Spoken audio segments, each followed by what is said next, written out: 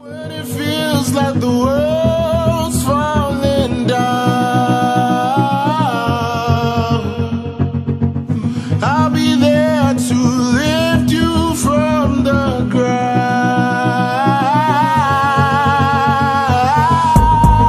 Don't be afraid, just let me in, love me and down. How could I say your pain in the lies and all your secrets? I'll take them all, I'll be your keeper. Let's run away, no need to stay alone now. Hey everybody, it's me, Marquita. I was coming here to do day 2 of motivational Spirit Week. Day 2 of Spirit Week. And today's topic is pet peeves. I wrote down 6 of the pet peeves. I think it's 6 or 7. Number 1, my biggest pet peeve is someone assuming. I hate when people assume. Why not ask? It's that simple.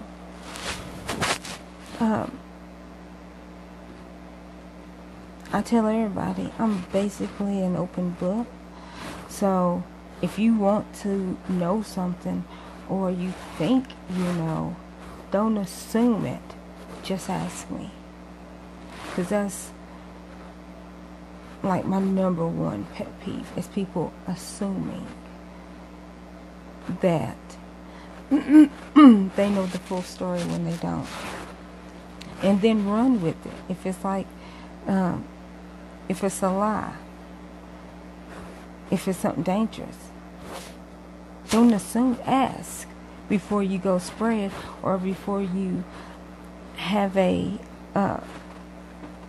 or before you get mad over something that's not true. And it could have been easily resolved by you just simply asking. So that's like one of my biggest pet peeves. Pet peeve number 2 is someone thinking they know what you're going to say. So before you can say it, if you're telling a story, they finished the story. They're not, even when they're not there, or even if they haven't seen anything. Like Gary is very, very guilty of that. He's getting better, but he's very he's very guilty of that.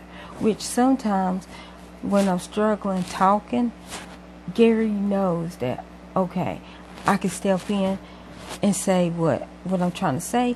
And that's okay if I'm sitting here struggling. But if I'm telling you,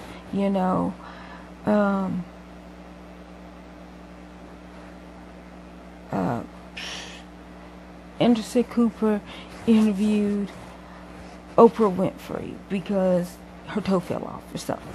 But, so I'm telling him the story. And I seen the story and he didn't. He would go on and try to finish the story. Like if I say Anderson Cooper interview, and then he might say Trump or Stormy Daniels or Michael Corey, whatever, Ben Carson, and it's just like, if you would let me talk, I would tell you who he interviewed. And then if I say, oh, he interviewed Oprah, because, and then he might, oh, because she's a billionaire, oh, and it's just like, no. If you just stop and let me finish the story, I will tell you. And so that's one of my pet peeves, because like I'm trying to tell you the story, but then you're telling me, or you're trying to finish the story, when it's like, okay, you didn't watch it, or you wasn't there, I'm telling you the story of what happened, and then, but you're trying to finish the story for me. That's my biggest pet peeve. And like I said, I do sometimes struggle with my words or with what I'm trying to say, and Gary then jumps in, and and I'm like, okay, yes, that is what I'm trying to say. So that's okay when it happens. Number 3 is if I'll say, use my mom as an example, because this has really happened. I'll say, oh, well,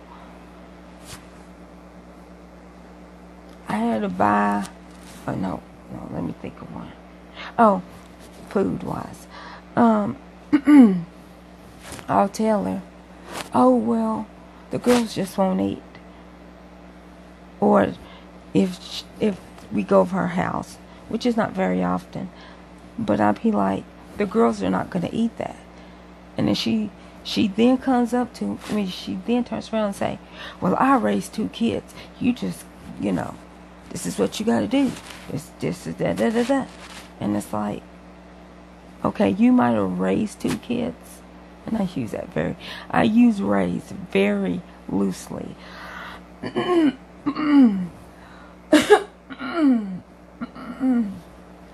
Sorry, let me get a little bit of tea.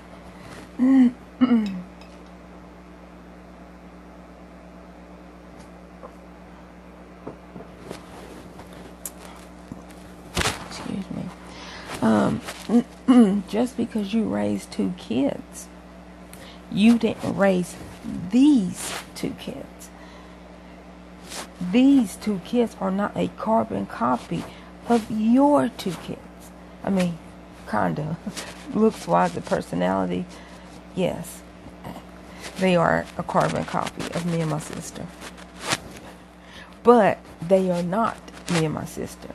They are Hannah and Savannah. They are their own self. So that's a big pet peeve when somebody is like, well, I raised my kid like this and it worked. Okay, it might have worked. It might have worked for your child. But I did the exact same thing because I'm a mother and I take everybody's advice, but my kids are not carbon copies. They are very independent. They are their own person, have their own personality, their own selves. So it might have worked for your kids or your twins, but that don't work for my twins.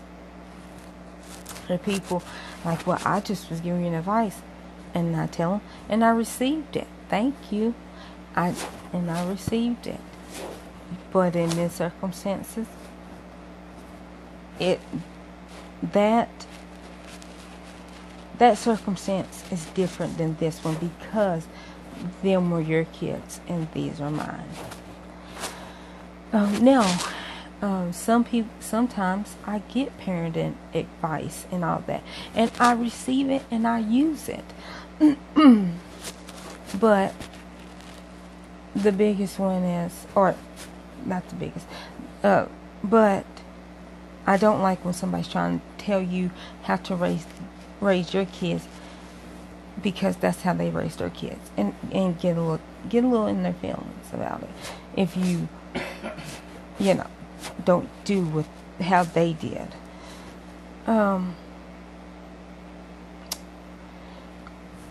Was that number? Is it 1, 2, 3? Yeah, we're on number 4. Or hold on, 1, 2, 3,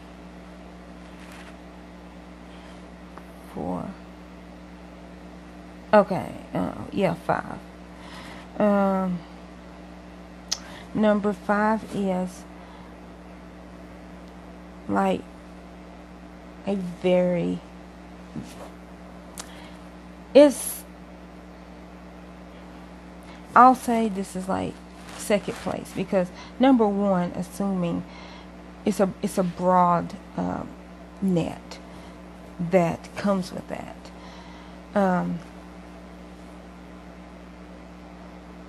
It's a broad net because it depends on the circumstances about the assuming, so that's why I have that at number one. But this one is second place. Exposing children to drugs. In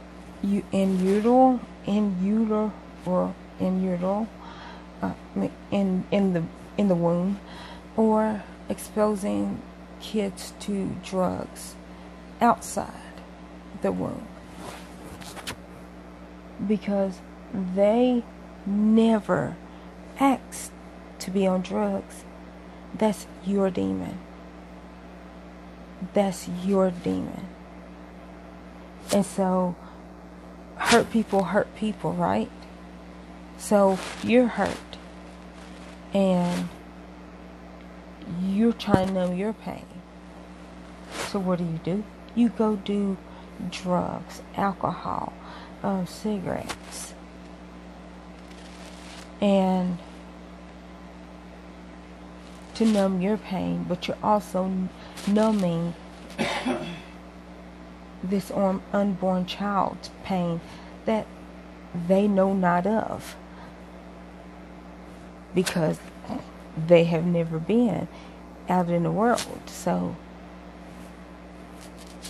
and then the ones that are in this world, what pains do they need to ease? Now, I would say for an exception, with kids with cancer, and if cannabis oil or some kind of cannabis oil, cannabis cookies, whatever, if that helps that child with his appetite and all that, and with his pain, I will say that's an exception, in my opinion. That's just my exception to the exposing kids to drugs.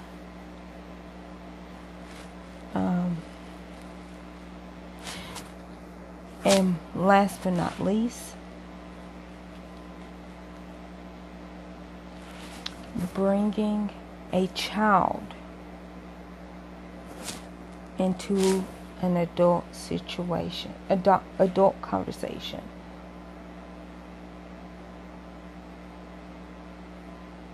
That's like one of my biggest.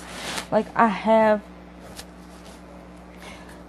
a bunch, and they change.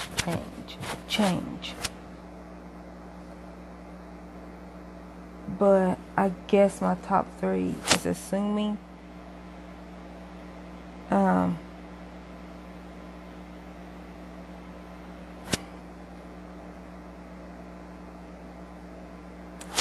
I don't know, because I don't want to put one in front of the other, because they're all strong. They are all strong. I don't know. My number one is pet peeves. And I know people that bring their kids into an adult conversation. And then when the kid gets cussed out, or when something is said in front of the kid that they shouldn't hear, then you want to go fight them. You then want to be big mad, as Joe Button says. Ooh, you big mad.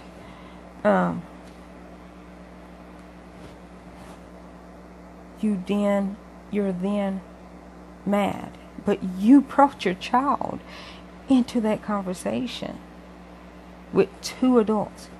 Well, I mean, you might be an adult, and so that's not an adult thing to do, is bring, basically endangering the lives of a child. Because let's say that this other person go off and y'all start fighting and the child accidentally gets knocked down, hit his head, now the child is dead or hurt. Let's say that the person that you're arguing with has a weapon and whoops, they were aiming for you, they were diving with their knife for you, and that child got that. Because you brought your child into an adult conversation to get cussed out or accidentally struck by, gun, knife, or fist. So that's why that's like one of my pet peeves is kids are innocent. Even if they are popping off at the mouth, you as a parent need to protect your kid. And by protecting your kid, don't bring them in that situation. Don't let them be around that situation. Even on the phone, I know some people literally let their kids hear the conversation on the phone, like they put the phone on speakerphone. Or if you write them something nasty, they let their kids read it. The kid, if you privately send somebody a message, your kid is not going to see that because that's your private account. But when you pull it up and let them read it, you brought them in here. You brought them in here into this situation where they did not need to be.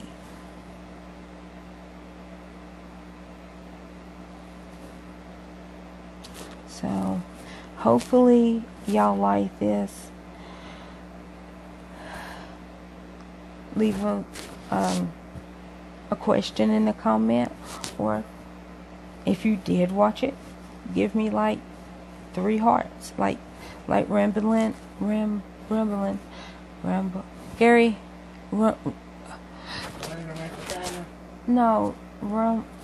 K's thing.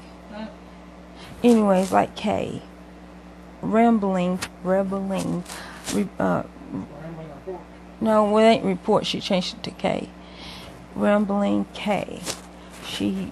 If she sees your video, she might not comment, but she'll leave like 3 hearts. So just add 3 hearts like mine, showing that I read, that I looked at it, or I either answer. If I answer, I don't leave, because I leave a green heart and a snake that represents Slytherin. So I don't want nobody to like be mad, like, why is she leaving snakes on my page? It represents Slytherin, off of Harry Potter. So that's what that is.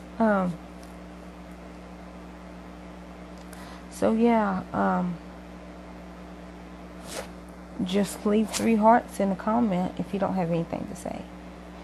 But y'all have a good night and take care. Bye.